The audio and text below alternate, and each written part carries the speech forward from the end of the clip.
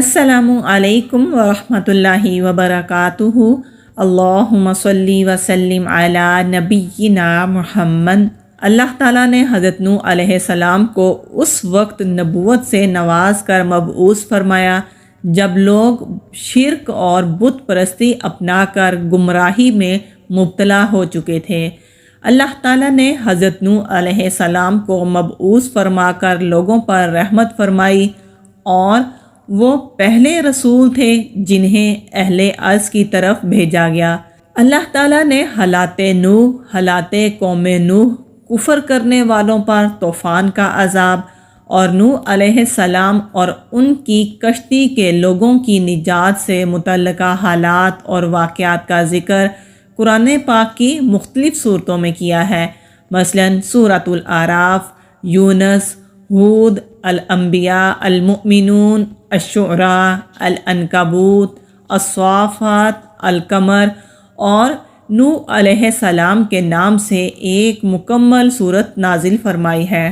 حضرت آدم اور حضرت نوح علیہ السلام کے درمیان 10 قرون کا فاصلہ تھا جو اسلام پر قائم تھے۔ قرون سے مراد 1 صدی کا وقفہ ہے۔ ان سالے لوگوں کے بعد ایسے واقعات رونما ہوئے جن کے نتیجے میں شرک اور بت پرستی کا آغاز ہوا۔ حضرت ابن عباس رضی اللہ عنہ بیان کرتے ہیں، قوم نوح علیہ السلام کے نیک لوگ تھے۔ جب وہ فوت ہوئے تو شیطان نے ان کی قوم کے لوگوں کے دلوں میں یہ بات ڈالی کہ وہ جہاں بیٹھا کرتے تھے وہاں بت بنا کر رکھ دو اور ان بتوں کے وہی نام رکھ دو جو ان نیک لوگوں کے تھے۔ چنانچہ لوگوں نے ایسا ہی کیا اور اس وقت بتوں کی پوجا شروع نہیں ہوئی، لیکن جب وہ نیک لوگ فوت ہو گئے اور علم ختم ہو گیا تب ان کی پوجا شروع ہو گئی۔ شیطان نے ان کے دل میں یہ بات ڈالی۔ اسی طرح قوم نوح کے یہی بت بعد میں عرب میں پوجے گئے۔ حضرت آدم اور حضرت نوح علیہ السلام کے درمیان کے زمانے کے صالح لوگ تھے جن کے بہت سے پیروکار بھی تھے۔ جب وہ فوت ہوئے تو ان کے پیروکاروں نے کہا، اگر ہم ان کی تصویر بنا کر اپنے پاس رکھ لیں تو انہیں یاد رکھ کر ہمارا بھی عبادت کا شوق بڑھ جائے گا۔ چنانچہ انہوں نے ان نیک لوگوں کی تصاویر بنا لیں۔ جب وہ لوگ فوت ہوئے تو بعد والوں کے پاس ابلیس آیا۔ اس نے کہا، تمہارے پہلے لوگ ان بزرگوں کی عبادت کیا کرتے تھے اور انہی کی وجہ سے تم پر بارش برسائی جاتی تھی، تو ان لوگوں نے ان کی تصاویر کی پوجا شروع کر دی۔ حضرت عروہ بن زبیر رضی اللہ عنہ سے مروی ہے کہ حضرت آدم علیہ السلام کے جو بیٹے تھے ان میں سب سے بڑا اور زیادہ نیک وہ تھا۔ ابو المطہر نے روایت کیا ہے کہ ابو جعفر رضی اللہ عنہ نماز میں مصروف تھے کہ لوگوں نے ان کے پاس یزید بن محلب کا ذکر کیا۔ نماز سے فارغ ہو کر انہوں نے کہا، یزید بن محلب اس جگہ قتل ہوئے تھے جہاں سب سے پہلے غیر اللہ کی پوجا ہوتی تھی۔ انہوں نے کہا، حضرت آدم علیہ السلام کا بیٹا تو ایک نیک آدمی تھا جس کی وجہ سے لوگ اس سے بہت محبت کرتے تھے۔ جب وہ فوت ہوا تو بابل شہر میں لوگ اس کی قبر پر بیٹھ کر گریہ وزاری کرنے لگے۔ ابلیس نے ان کے اس غم کو دیکھا تو انسانی شکل میں آ کر کہنے لگا، تم اس قدر غمگین اور افسردہ کیوں ہو؟ کیا میں تمہیں اس جیسی ایک تصویر نہ بنا دوں جو تمہارے پاس ہوگی؟ اس وجہ سے تمہارے ذہنوں میں اس نیک آدمی کی یاد تازہ رہے گی۔ لوگوں نے ہاں میں جواب دیا تو ابلیس نے تصویر بنا کر انہیں دے دی اور لوگوں نے اس تصویر کو اپنی مجلس میں رکھا اور اس کی یاد میں محو رہے۔ تو ابلیس نے کہا کہ تم میں سے ہر ایک کو اب میں الگ الگ تصویر بنا کر دوں گا جو ہر ایک کے گھر میں رہے گی، اور یہ تم لوگوں کے لیے زیادہ آسانی ہوگی کہ بجائے اس کے کہ تم لوگ مجلس میں ایک جگہ بیٹھ کر اس نیک انسان کو یاد کرو تو ہر گھر میں ایک تصویر ہوگی تو تم لوگوں کو انہیں یاد کرنے میں آسانی رہے گی۔ لوگوں نے کہا ہاں، تو شیطان نے ہر گھر کے لیے الگ الگ ایک تصویر بنا دی۔ اس طرح وہ اسے یاد کرتے رہے اور ان کی اولادیں انہیں اسی طرح کرتے ہوئے دیکھتی رہیں، حتیٰ کہ یہ سلسلہ نسل در نسل چلا اور بعد میں آنے والے لوگوں نے حضرت آدم علیہ السلام کے اس نیک بیٹے کی پوجا شروع کر دی۔ اسی طرح اللہ کے سوا سب سے پہلے حضرت آدم علیہ السلام کے نیک بیٹے کی پوجا کی گئی۔ اس تفصیل سے معلوم ہوتا ہے کہ تمام بتوں کو پوجنے والی الگ الگ ایک جماعت تھی۔ یہ بھی کہا گیا ہے کہ انہوں نے پہلے تصویر بنائی تھی اور بعد میں اس ڈر سے مجسمے بنائے کہ کہیں تصاویر مٹ نہ جائیں۔ حضرت ام سلمہ رضی اللہ عنہا اور حضرت ام حبیبہ رضی اللہ عنہا نے نبی کریم صلی اللہ علیہ وآلہ وسلم کے پاس اس گرجے کا ذکر کیا جو انہوں نے حبشہ میں دیکھا تھا اور اس کا نام ماریہ تھا۔ انہوں نے اس کی خوبصورتی کا ذکر کیا اور کہا کہ اس میں بہت سی تصاویر تھیں۔ آپ صلی اللہ علیہ وآلہ وسلم نے فرمایا ان میں جب کوئی نیک آدمی فوت ہوتا تھا تو وہ اس کی قبر پر مسجد یعنی عبادت گاہ بنا لیتے تھے اور اس میں اس نیک شخص کی تصاویر بنا کر رکھ لیتے تھے۔ یہ اللہ کے نزدیک ساری مخلوق میں سے بدترین لوگ ہیں۔ یہ صحیح بخاری کی حدیث 427 حدیث کا نمبر ہے۔ جب زمین میں بت پرستی پھیل گئی تو اللہ تعالیٰ نے اپنے بندے اور پیغمبر حضرت نوح علیہ السلام کو مبعوث فرمایا، جنہوں نے ایک اللہ کی طرف لوگوں کو بلایا جس کا کوئی شریک نہیں اور اس کے سوا ہر چیز کی عبادت سے منع کر دیا۔ حضرت نوح علیہ السلام ہی وہ پہلے رسول ہیں جنہیں زمین کے لوگوں کی طرف مبعوث کیا گیا۔ حضرت ابو ہریرہ رضی اللہ عنہ سے مروی ہے کہ رسول اللہ صلی اللہ علیہ وآلہ وسلم نے فرمایا، روز قیامت سب لوگ آدم علیہ السلام کے پاس آئیں گے اور عرض کریں گے کہ آپ علیہ السلام تمام انسانوں کے والد ہیں۔ اللہ نے آپ علیہ السلام کو اپنے ہاتھ سے بنایا اور آپ علیہ السلام میں اپنی روح پھونکی اور فرشتوں سے آپ علیہ السلام کو سجدہ کرایا، لہٰذا اب آپ علیہ السلام رب کے حضور ہماری شفاعت فرما دیں۔ آپ علیہ السلام دیکھ رہے ہیں کہ ہم کس حال کو پہنچ چکے ہیں۔ آدم علیہ السلام جواب دیں گے کہ میرا رب آج انتہائی غصے میں ہے، اس سے پہلے وہ اتنے غصے میں کبھی نہیں آیا اور نہ ہی آج کے بعد کبھی اتنے غصے میں آئے گا، اور اللہ تعالیٰ نے مجھے درخت سے روکا تھا لیکن میں نے اس کی نافرمانی کی، اس لیے مجھے تو فکر ہے تم کسی اور کے پاس جاؤ، ہاں نوح علیہ السلام کے پاس جاؤ۔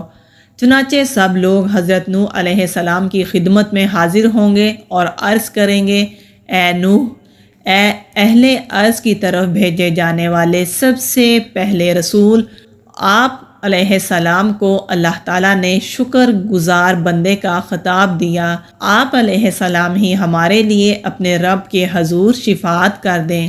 آپ دیکھ رہے ہیں کہ ہم کس حال میں پہنچ چکے ہیں۔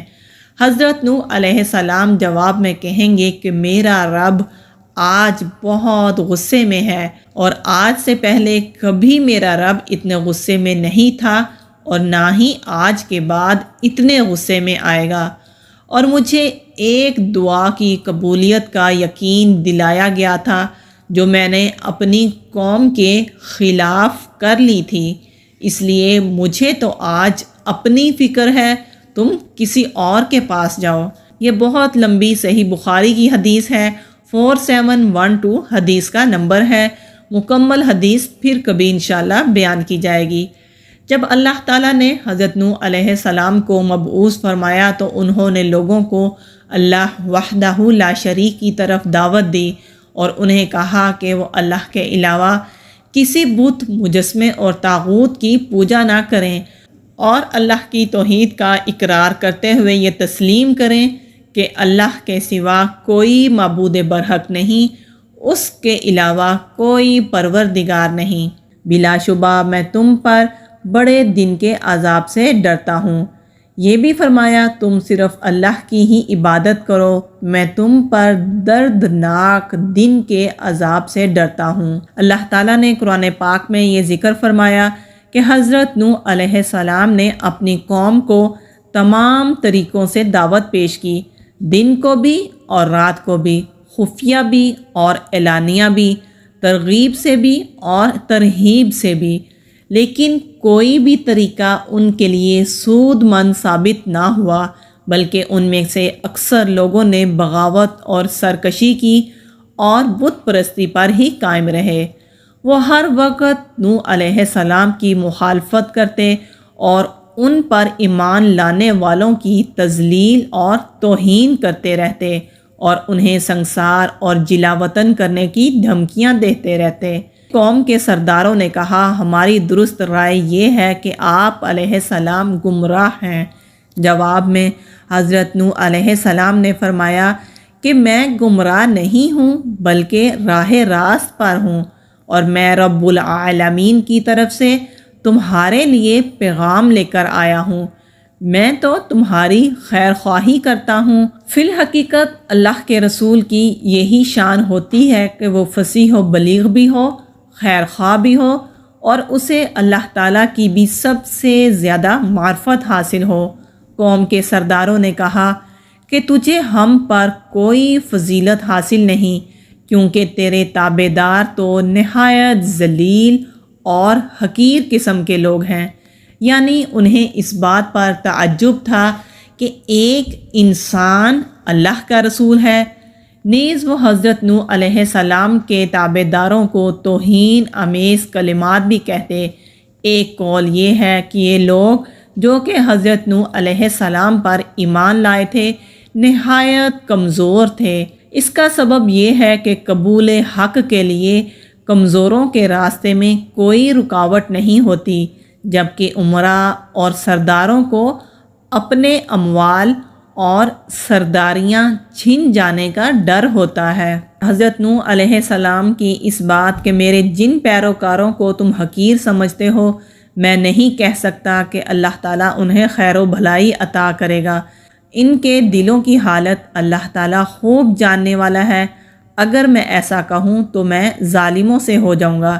اس کا مطلب یہ ہے کہ میں گواہی نہیں دے سکتا کہ روز قیامت اللہ تعالیٰ کے ہاں ان کے لیے کوئی بھلائی نہیں ہوگی جو اللہ تعالیٰ پر ایمان لائے اور جو صحیح راستے پر ہیں، کیونکہ ان کے دلوں کی حالت اللہ تعالیٰ کے ہی علم میں ہے، اور اللہ ان کے دلوں کے حالات کے مطابق ہی بدلہ دے گا۔ اگر وہ اچھے ہوئے تو اچھا بدلہ ملے گا، برے ہوئے تو سزا سے دوچار ہونا پڑے گا۔ حضرت نوح علیہ السلام اور ان کی قوم کے درمیان یہ بحث و مباحثے کا سلسلہ طویل عرصے تک جاری رہا۔ قرآن پاک میں اللہ تعالیٰ نے ارشاد فرمایا وہ نوح علیہ السلام ان میں 950 سال تک رہے، پھر انہیں طوفان نے آ لیا اور وہ ظالم تھے۔ اتنا لمبا عرصہ لوگوں کو دعوت دینے کے باوجود بہت کم لوگ ایمان لائے۔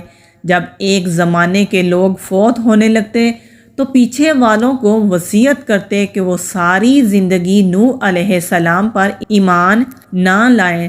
اسی طرح جب کوئی بچہ بالغ ہوتا اور بات سمجھنے لگتا تو والد اسے وصیت کرتا کہ وہ ساری زندگی نوح علیہ السلام پر ایمان نہ لائے۔ نوح علیہ السلام کے سارے دور میں یہ سلسلہ وصیت جاری رہا۔ اسی لیے حضرت نوح علیہ السلام نے اپنی قوم کے متعلق فرمایا کہ وہ صرف نافرمان اور کافر کو ہی جنم دیں گے۔ اسی باعث قوم نے حضرت نوح علیہ السلام سے کہا کہ اے نوح، تو نے ہم سے بہت بحث کر لی، اب تو ہمیں جس چیز سے دھمکا رہا ہے وہ ہمارے پاس لے آ اگر تو سچوں میں سے ہے۔ جواب میں حضرت نوح علیہ السلام نے کہا تھا اسے بھی اللہ تعالیٰ ہی لائے گا اگر وہ چاہے، اور ہاں تم اسے عاجز کرنے والے نہیں ہو۔ چنانچہ اللہ تعالیٰ نے حضرت نوح علیہ السلام سے فرمایا کہ آپ غمگین نہ ہوں، کیونکہ اب آنے والی ہے اور ان کے ساتھ نہایت عجیب معاملہ پیش آنے والا ہے۔ اور حضرت نوح علیہ السلام کو حکم دیا کہ ایک کشتی ہماری آنکھوں کے سامنے اور ہماری وحی کے مطابق تیار کر، اور ظالموں کے بارے میں ہم سے کوئی بات چیت نہ کر، وہ پانی میں غرق کر دیے جائیں گے۔ واقعہ یہ ہے کہ جب حضرت نوح علیہ السلام قوم سے بالکل مایوس ہو گئے اور انہیں یقین ہو گیا کہ اب وہ ایمان نہیں لائیں گے، تو انہوں نے اللہ تعالیٰ سے غصے میں آ کر بد دعا کر دی، اور اللہ تعالیٰ نے ان کی دعا قبول فرما لی۔ ان تمام واقعات سے معلوم ہوا کہ حضرت نوح علیہ السلام کی قوم کی ہلاکت کے کئی اسباب جمع ہو گئے تھے، ان کا کفر، ان کی نافرمانی اور نبی کی بد دعا۔ لہٰذا حضرت نوح علیہ السلام کو کشتی تیار کرنے کا حکم ہوا۔ یہ اتنی بڑی کشتی تھی کہ نہ تو ایسی کشتی پہلے کبھی بنی تھی اور نہ ہی بعد میں کبھی کسی نے بنائی۔ اللہ تعالیٰ نے نوح علیہ السلام سے پہلے ہی کہہ دیا تھا کہ جب میرا عذاب نازل ہو جائے تو پھر تم مجھ سے اپنی قوم کے بارے میں رحم کی کوئی سفارش نہ کرنا۔ غالباً یہ اس لیے کہا گیا کہ کہیں اللہ کے عذاب کو دیکھ کر حضرت نوح علیہ السلام کو رحم نہ آ جائے، کیونکہ سنی سنائی بات دیکھنے کی طرح نہیں ہوتی۔ حضرت نوح علیہ السلام نے جب کشتی بنانی شروع کر دی تو جب بھی اس کی قوم کا کوئی سردار اس کے قریب سے گزرتا تو ان سے مذاق کرتا، کیونکہ جس عذاب سے نوح علیہ السلام نے انہیں ڈرایا تھا انہیں اس کی آمد کا یقین نہ تھا۔ قرآن پاک میں اللہ تعالیٰ نے فرمایا، تم ہمیں مذاق کرتے ہو، بلا شبہ ہم بھی تم سے اسی طرح مذاق کریں گے جیسے تم مذاق کرتے ہو۔ مطلب یہ کہ ہم اس بات پر مذاق کریں گے کہ تم اپنے کفر پر ہی اڑے رہے حتیٰ کہ عذاب میں مبتلا ہو گئے۔ قوم نوح کفر و عناد میں اس قدر سخت تھی کہ روز قیامت بھی وہ اس بات سے انکار کر دیں گے کہ ان کے پاس کوئی رسول ہدایت کی غرض سے آیا تھا، جیسا کہ حضرت ابو سعید خدری رضی اللہ عنہ سے مروی ہے کہ رسول اللہ صلی اللہ علیہ وآلہ وسلم نے فرمایا کہ روز قیامت اللہ تعالیٰ نوح علیہ السلام سے فرمائیں گے کہ اے نوح، کیا تو نے میرا پیغام لوگوں تک پہنچا دیا تھا؟ وہ کہیں گے جی ہاں اے پروردگار۔ پھر اللہ تعالیٰ لوگوں سے اس کے متعلق پوچھیں گے تو وہ اس بات سے انکار کر دیں گے کہ ان کے پاس کوئی رسول آیا تھا۔ پھر اللہ تعالیٰ نوح علیہ السلام سے گواہ طلب کریں گے تو وہ حضرت محمد صلی اللہ علیہ وآلہ وسلم اور ان کی امت کو گواہ بنائیں گے۔ پھر امت محمدیہ اس بات کی گواہی دے گی کہ حضرت نوح علیہ السلام نے پیغام پہنچا دیا تھا۔ یہ صحیح بخاری کی حدیث ہے۔ علماء سلف میں سے بعض نے کہا ہے کہ اللہ تعالیٰ نے نوح علیہ السلام کی دعا قبول فرمائی تو انہیں زمین میں ایک درخت لگانے کا حکم دیا تاکہ جب وہ بڑا ہو تو اس کی لکڑی سے کشتی بنائی جائے۔ چنانچہ نوح علیہ السلام نے اسی طرح کیا اور پھر 100 سال میں وہ درخت تیار ہوا۔ پھر انہوں نے اس کی لکڑی چیر کر کشتی کے لیے تختے بنائے۔ بعض کی رائے یہ ہے کہ اس کی تیاری میں 100 سال لگے اور بعض کی رائے ہے کہ 40 سال لگے۔ بہرحال اللہ تعالیٰ بہتر جانتا ہے۔ کہا جاتا ہے کہ وہ ساگوان کا درخت تھا، ایک قول یہ ہے کہ وہ صنوبر کا درخت تھا۔ تورات میں ایک اور رائے اس کے بارے میں پائی جاتی ہے۔ امام سوری رحمہ اللہ نے کہا ہے کہ اللہ تعالیٰ نے نوح علیہ السلام کو حکم دیا کہ کشتی کی لمبائی 80 ہاتھ ہو اور اس کے اندرونی اور بیرونی حصے پر تارکول ملا جائے اور اس کا آگے والا حصہ بلند ہو تاکہ پانی کی لہروں کو چیر سکے۔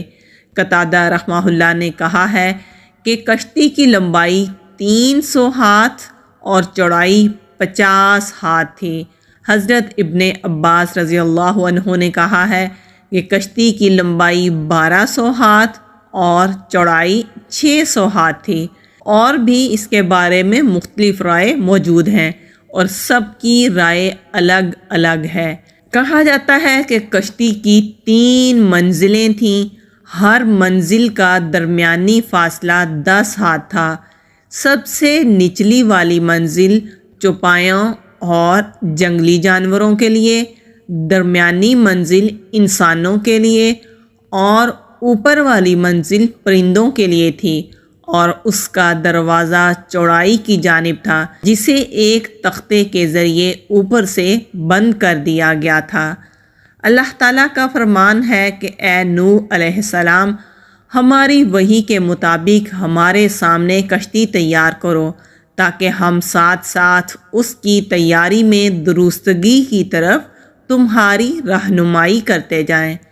پھر جب ہمارا حکم آ جائے اور تنور ابل پڑے تو تم ہر قسم کا ایک ایک جوڑا اور اپنے اہل کو اس میں سوار کر لینا، سوائے ان کے جن کے متعلق ہماری بات پہلے گزر چکی ہے، اور ظالموں کے بارے میں مجھ سے مخاطب مت ہونا کیونکہ وہ غرق کیے جانے والے ہیں۔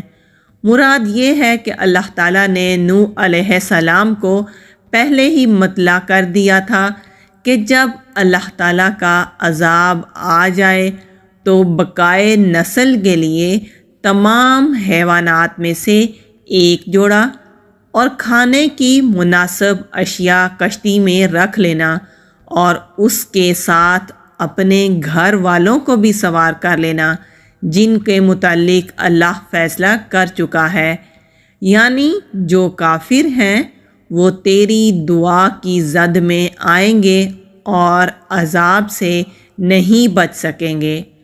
اللہ تعالیٰ نے یہ بھی فرمایا کہ جب اللہ کا عذاب نظر آ جائے تو کافروں کے متعلق مجھ سے کوئی بات مت کرنا، کیونکہ اللہ تعالیٰ کی طرف سے ان کی ہلاکت اور بربادی کا فیصلہ ہو چکا ہے، اور وہ فیصلہ تبدیل نہیں ہو سکتا، اور اللہ تعالیٰ جو چاہتا ہے وہ کرتا ہے۔ تنور کے متعلق جمہور کا کہنا ہے کہ اس سے مراد روئے زمین ہے، یعنی ساری زمین پانی ابلنا شروع ہو جائے، حتیٰ کہ تنور جو آگ کی جگہ ہے وہاں سے بھی پانی ابلنا شروع ہو جائے گا۔ حضرت ابن عباس رضی اللہ عنہ سے مروی ہے کہ تنور ہند میں ایک چشمہ ہے۔ حضرت علی کا کہنا ہے کہ تنور سے صبح کا روشن ہونا مراد ہے، یعنی جب صبح ہو تو ہر چیز کا جوڑا کشتی میں سوار کر لینا، لیکن یہ غریب قول ہے۔ بعض اہل علم اور ابن عباس رضی اللہ عنہ کے بیان کے مطابق پرندوں میں سب سے پہلے طوطا کشتی میں سوار ہوا، اور حیوانات میں سب سے آخر میں گدھا سوار ہوا، اور ابلیس نے گدھے کی دم پکڑی اور سوار ہو گیا۔ تفسیر ابن ابی حاتم میں ہے کہ زید بن اسلم رحمہ اللہ اپنے باپ سے روایت کرتے ہیں کہ نبی کریم صلی اللہ علیہ وآلہ وسلم نے فرمایا، حضرت نوح علیہ السلام نے تمام جانوروں کا ایک ایک جوڑا کشتی میں سوار کر لیا تو لوگوں نے شکایت کی کہ ہمیں اطمینان کیسے ہو سکتا ہے، ہمارے جانوروں کو کیسے سکون ہو سکتا ہے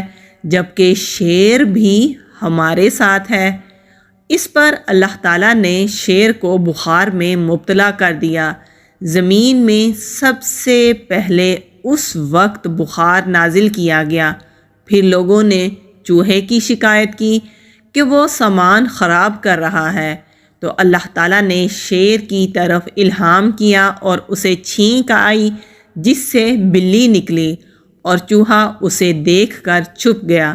بہرحال یہ روایت منکر ہیں، اس لیے قابل حجت نہیں ہے۔ کشتی پر سوار ہونے والوں کی تعداد کے متعلق حضرت ابن عباس رضی اللہ عنہ نے عورتوں سمیت 80 افراد بتائے ہیں۔ حضرت کعب بن احبار رضی اللہ عنہ کے مطابق 72، ایک اور قول کہ 10 افراد تھے۔ ایک قول یہ ہے کہ حضرت نوح علیہ السلام اور ان کے 3 بیٹے اور ان کی بیویاں، اور یام یہ جو بیٹا کافر تھا اس کی بیوی سوار ہوئی۔ یام الگ ہو گیا تھا اور نجات نہ پا سکا تھا۔ حضرت نوح علیہ السلام کی بیوی طوفان سے پہلے ہی فوت ہو گئی تھی۔ یہ بھی کہا گیا ہے کہ غرق ہونے والوں کے ساتھ غرق ہوئی تھی اور اس کے کفر کے باعث اس کے متعلق بھی ہلاکت کا فیصلہ پہلے ہی ہو چکا تھا۔ اللہ تعالیٰ نے ذکر فرمایا ہے کہ جب تم اور تمہارے ساتھی کشتی پر اطمینان کے ساتھ بیٹھ جاؤ تو یوں کہنا کہ سب تعریف اللہ تعالیٰ کے لیے ہے جس نے ہمیں ظالموں سے نجات عطا فرمائی، اور یوں کہنا کہ اے میرے رب مجھے بابرکت اتارنا اور تو ہی بہتر اتارنے والوں میں سے ہے۔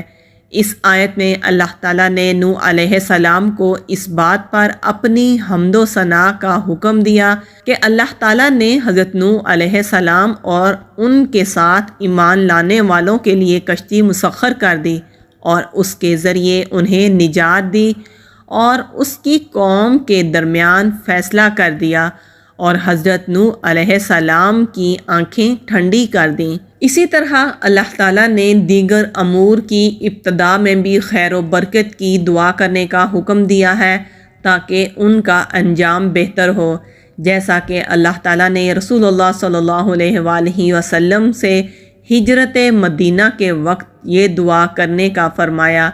دعا ہے کہ اے میرے پروردگار مجھے اچھی جگہ میں داخل فرما اور جہاں سے مجھے نکال اچھی طرح نکال، اور میرے لیے اپنے پاس سے غلبہ اور امداد مقرر فرما دے۔ پھر اللہ تعالیٰ نے فرمایا وہ کشتی انہیں پہاڑوں کی مانند بڑی بڑی موجوں میں لے کر چل رہی۔ یہ موجیں اتنی بڑی اس لیے تھیں کیونکہ اس روز بارش ہی اس قدر ہوئی تھی کہ نہ اس سے پہلے کبھی اتنی ہوئی اور نہ ہی بعد میں۔ ایسا معلوم ہوتا تھا کہ مشکوں کے منہ کھول دیے گئے ہیں اور زمین کے تمام اطراف کو پانی ابلنے کا ہی حکم ہے، جیسا کہ اللہ تعالیٰ نے ارشاد فرمایا۔ اس نے اپنے رب سے یعنی نوح علیہ السلام نے دعا کی کہ میں بے بس ہوں، تو میری مدد کر، تو ہم نے آسمان کے دروازوں کو زور کی بارش سے کھول دیا اور زمین سے چشموں کو جاری کر دیا، پس اس کام کے لیے جو مقدر کیا گیا تھا دونوں پانی جمع ہو گئے اور ہم نے اسے تختوں اور کیلوں والی کشتی پر سوار کر لیا۔ مفسرین کے ایک گروہ کا کہنا ہے کہ پانی زمین پر پہاڑ کی چوٹی سے بھی 15 ہاتھ اونچا ہو گیا۔ ایک قول یہ ہے کہ 80 ہاتھ اونچا ہو گیا تھا اور اس نے زمین کے طول و عرض میں نرم، سخت، پہاڑی، میدانی اور ریتلے غرض ہر قسم کے علاقوں کو اپنے گھیرے میں لے لیا تھا، جس کے نتیجے میں زمین پر نہ تو کوئی متحرک آنکھ باقی رہی اور نہ ہی کوئی بڑوں اور چھوٹوں میں سے باقی رہا۔ اللہ تعالیٰ نے ارشاد فرمایا، اور نوح علیہ السلام نے اپنے لڑکے کو جو ایک کنارے پر تھا پکارا کہ اے میرے بچے ہمارے ساتھ سوار ہو جا اور کافروں میں شامل نہ ہو۔ اس نے جواب دیا کہ میں تو کسی بڑے پہاڑ کی پناہ میں آ جاؤں گا جو مجھے پانی سے بچا لے گا۔ حضرت نوح علیہ السلام نے کہا کہ آج اللہ کے امر سے کوئی بچانے والا نہیں، صرف وہی بچیں گے جن پر اللہ کا رحم ہوا۔ اسی وقت دونوں کے درمیان ایک بڑی موج حائل ہو گئی اور وہ ڈوبنے والوں میں سے ہو گیا۔ نوح علیہ السلام کے اس بیٹے کا نام یام تھا، البتہ ایک قول یہ ہے کہ اس کا نام کنان تھا۔ یہ سام، حام اور یافس کا بھائی تھا۔ اس نے نوح علیہ السلام کے دین کی مخالفت کی اور کفر پر ہی ڈٹا رہا، جبکہ نوح علیہ السلام پر ایمان لانے والے اجنبی لوگ ان کے ساتھ نجات پا گئے۔ ارشاد باری تعالیٰ ہے کہ فرما دیا گیا کہ اے زمین اپنے پانی کو نگل جا اور اے آسمان بس کر تھم جا۔ اسی وقت پانی سکھا دیا گیا اور کام پورا کر دیا گیا، اور کشتی جودی نامی پہاڑ پر جا لگی، اور فرما دیا گیا کہ ظالم لوگوں پر لعنت ہو۔ یعنی جب اللہ کے علاوہ دوسروں کی عبادت کرنے والوں میں سے کوئی ایک بھی باقی نہ رہا تو اللہ تعالیٰ نے زمین کو پانی نگلنے اور آسمان کو تھمنے کا حکم دے دیا۔ پس یوں اس قوم کو عذاب میں مبتلا کیا گیا جس کے متعلق پہلے ہی اللہ تعالیٰ تقدیر میں لکھ چکے تھے، اور وہ اپنے برے اعمال کے باعث اللہ کی رحمت اور بخشش سے محروم کر دیے گئے۔ حضرت عائشہ رضی اللہ عنہا سے مروی ہے کہ رسول اللہ صلی اللہ علیہ وآلہ وسلم نے فرمایا کہ اگر اللہ تعالیٰ قوم نوح میں سے کسی پر رحم کرتا تو بچے کی ماں پر کرتا۔ ایک فرمان نبوی یوں ہے کہ نوح علیہ السلام نے اپنی قوم میں 950 سال قیام فرمایا۔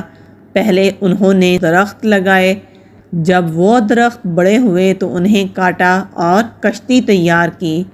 اسی دوران جب لوگ جو کہ کافر تھے حضرت نوح علیہ السلام کے قریب سے گزرتے تو مذاق کرتے اور کہتے کہ تم خشک زمین پر کشتی بنا کر کیسے چلاؤ گے؟ جواب میں نوح علیہ السلام فرماتے ان قریب تم جان لوگے۔ جب نوح علیہ السلام نے کشتی تیار کر لی تو زمین نے پانی ابل کر گلیوں میں پھیلا دیا۔ یہ دیکھ کر ایک عورت اپنے بچے کے متعلق ڈر گئی کہ کہیں وہ بچہ ڈوب نہ جائے، چنانچہ وہ اس بچے کو لے کر ایک بلند پہاڑ کی چوٹی پر چڑھ گئی۔ جب پانی پہاڑ کی چوٹی تک پہنچا اور اس کی گردن تک پہنچا تو اس نے دونوں ہاتھوں سے اپنے بچے کو اوپر اٹھا لیا۔ اگر اللہ تعالیٰ قوم نوح میں سے کسی کو باقی رکھتا تو اس بچے کی ماں کو باقی رکھتا۔ یہ روایت ایک غریب روایت ہے اور اللہ تعالیٰ اس کے بارے میں زیادہ بہتر جانتا ہے۔ مقصود یہ کہ اللہ تعالیٰ نے زمین پر کافروں میں سے کوئی ایک بھی رہنے نہ دیا۔ طوفان تھمنے کے ذکر کے بعد اللہ تعالیٰ نے بیان فرمایا کہ پھر نوح علیہ السلام نے اپنے بیٹے کے لیے التجا کی اور یہ جاننے کی کوشش کی کہ جب میرے گھر والوں کی نجات کا وعدہ کیا جا چکا تھا تو پھر میرے بیٹے کو کیوں غرق کیا جا رہا ہے؟ جواب میں اللہ تعالیٰ نے فرمایا کہ وہ تیرے گھر کے ان افراد میں شامل نہیں جن کی نجات کا وعدہ کیا گیا تھا، کیونکہ فرما دیا گیا تھا کہ اپنے گھر والوں کو بھی کشتی میں سوار کر لو، سوائے ان لوگوں کے جن کی ہلاکت کے متعلق پہلے ہی فیصلہ کیا جا چکا تھا، یعنی وہ ان میں شامل تھا جن کے غرق کیے جانے کا فیصلہ کیا جا چکا تھا، لہٰذا وہ تجھ سے الگ ہو گیا اور کافروں کے ساتھ مل گیا اور ان کے ساتھ ہی غرق ہو گیا۔ اس کے بعد اللہ تعالیٰ نے قرآن پاک میں فرمایا کہ اے نوح، ہماری جانب سے سلامتی اور ان برکتوں کے ساتھ اتر جو تجھ پر ہیں، اور تیرے ساتھ بہت سی جماعتوں پر اور بہت سی وہ امتیں ہوں گی جنہیں ہم فائدہ تو ضرور پہنچائیں گے، لیکن پھر انہیں ہماری طرف سے دردناک عذاب پہنچے گا۔ یعنی جب پانی خشک ہو گیا اور زمین پر چلنا اور ٹھہرنا ممکن ہو گیا تو اللہ تعالیٰ نے نوح علیہ السلام کو کشتی سے اترنے کا حکم دیا۔ کشتی مشہور پہاڑ جودی پر جا کر ٹھہر گئی۔ اللہ تعالیٰ کے فرمان کے مطابق ہماری طرف سے سلامتی اور برکتوں کے ساتھ اتر کا مطلب یہ ہے کہ آپ علیہ السلام سلامتی کے ساتھ اتریے، آپ علیہ السلام پر اور آپ علیہ السلام کی آئندہ نسلوں پر ہماری طرف سے برکتیں نازل ہوں گی۔ اس طوفان میں نوح علیہ السلام کے سوا کسی کی نسل بھی باقی نہ رہی، اس لیے پھر ساری انسانیت نوح علیہ السلام کی نسل سے ہی آگے بڑھی۔ لہٰذا آج روئے زمین پر جتنی بھی اقوام آباد ہیں وہ نوح علیہ السلام کے تینوں بیٹوں سام، حام اور یافس کی طرف سے منسوب ہیں۔ سام عربوں کا، حام حبشیوں کا اور یافس رومیوں کا باپ ہے۔ حضرت ابن عباس رضی اللہ عنہ سے مروی ہے کہ حضرت عیسیٰ علیہ السلام کے حواریوں نے ان سے درخواست کی کہ ہمارے سامنے اس شخص کو زندہ کرو جس نے نوح علیہ السلام کی کشتی کو دیکھا اور وہ ہمیں اس کی تفصیل بتائے۔ چنانچہ وہ انہیں مٹی کے ایک ٹیلے پر لے آئے اور مٹھی بھر مٹھی پکڑ کر کہا کہ تمہیں علم ہے کہ یہ کون ہے؟ انہوں نے کہا اللہ اور اس کا رسول بہتر جانتے ہیں۔ کہا یہ کعب بن حام بن نوح علیہ السلام ہے۔ پھر ٹیلے پر لاٹھی مار کر کہا کہ اللہ کے حکم سے اٹھ، تو وہ سر سے مٹی جھاڑتا ہوا اٹھ کھڑا ہوا۔ اس کا سر سفید ہو چکا تھا۔ عیسیٰ علیہ السلام نے ان سے پوچھا کیا تو اسی حالت میں فوت ہوا تھا؟ اس نے کہا نہیں، بلکہ میں جوان تھا، میں نے سمجھا کہ قیامت قائم ہو گئی اس لیے میرے بال سفید ہو گئے۔ عیسیٰ علیہ السلام نے کہا ہمیں نوح علیہ السلام کی کشتی کے متعلق بتاؤ۔ اس نے کہا اس کی لمبائی 1200 ہاتھ اور چوڑائی 600 ہاتھ تھی۔ اس کی 3 منزلیں تھیں، ایک منزل میں چوپائے اور جنگلی جانور، دوسری میں انسان اور تیسری میں پرندے تھے۔ جب کشتی میں جانوروں کا بہت زیادہ گوبر جمع ہو گیا تو اللہ تعالیٰ نے نوح علیہ السلام کو بذریعہ وحی حکم دیا کہ ہاتھی کی دم کو حرکت دے۔ جب انہوں نے اسے حرکت دی تو اس سے نر اور مادہ خنزیر پیدا ہوئے اور گوبر کی طرف لپکے۔ جب چوہوں کے کاٹنے کی وجہ سے خطرہ پیدا ہوا کہ کہیں کشتی میں سوراخ نہ ہو جائے تو اللہ تعالیٰ نے نوح علیہ السلام کو بذریعہ وحی حکم دیا کہ شیر کی دونوں آنکھوں کے درمیان ضرب لگاؤ۔ انہوں نے ضرب لگائی تو اس کے نتنوں سے بلی اور بلہ نکلے اور انہوں نے چوہوں پر حملہ کر دیا۔ عیسیٰ علیہ السلام نے پوچھا کہ نوح علیہ السلام کو کیسے علم ہوا تھا کہ تمام کافر ہلاک ہو چکے ہیں؟ اس نے کہا نوح علیہ السلام نے یہ اطلاع لانے کے لیے ایک کوے کو بھیجا، لیکن جب وہ کسی لاش پر بیٹھتا تو اسے کھانا شروع کر دیتا۔ اس پر نوح علیہ السلام نے اس کے لیے بد دعا کی کہ وہ ہمیشہ ڈرتا ہی رہے۔ اسی لیے کوا اب گھروں میں رہنے کا عادی نہیں بلکہ وہ گھر والوں سے ڈرتا ہے۔ پھر انہوں نے اس کام کے لیے کبوتر بھیجا جو اپنی چونچ میں زیتون کے پتے اور پاؤں میں مٹی لے کر آیا۔ اس سے انہیں معلوم ہو گیا کہ پوری دنیا غرق ہو چکی ہے۔ آپ علیہ السلام نے ان پتوں کو اس کے گلے میں ہار بنا کر لٹکا دیا اور اسے یہ دعا دی کہ وہ ہمیشہ مانوس اور محفوظ رہے۔ اسی لیے کبوتر گھروں میں رہتا ہے۔ لوگوں نے عرض کیا اے اللہ کے رسول، ہم اسے اپنے گھر نہ لے جائیں، یہ ہمارے ساتھ بیٹھے اور گفتگو کرے۔ انہوں نے کہا کہ تم ایسے شخص کو کیسے لے جا سکتے ہو جس کا دنیا میں کوئی رزق نہیں؟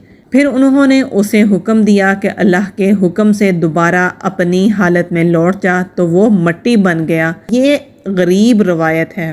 حضرت ابن عباس رضی اللہ عنہ نے بیان کیا ہے کہ نوح علیہ السلام کے ساتھ کشتی میں 80 افراد اور ان کے اہل خانہ سوار ہوئے اور وہ اس کشتی میں 150 دن ٹھہرے تو اللہ تعالیٰ نے کشتی کا رخ مکہ کی جانب پھیر دیا اور کشتی کعبہ کے گرد 40 روز تک چکر کاٹتی رہی۔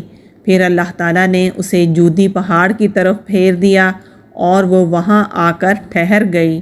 اللہ تعالیٰ نے حضرت نوح علیہ السلام کے بارے میں قرآن پاک میں فرمایا بلا شبہ وہ اللہ کا شکر گزار بندہ تھا۔ بیان کیا گیا ہے کہ حضرت نوح علیہ السلام اپنے کھانے پینے، لباس اور ہر چیز پر اللہ تعالیٰ کی تعریف کیا کرتے تھے۔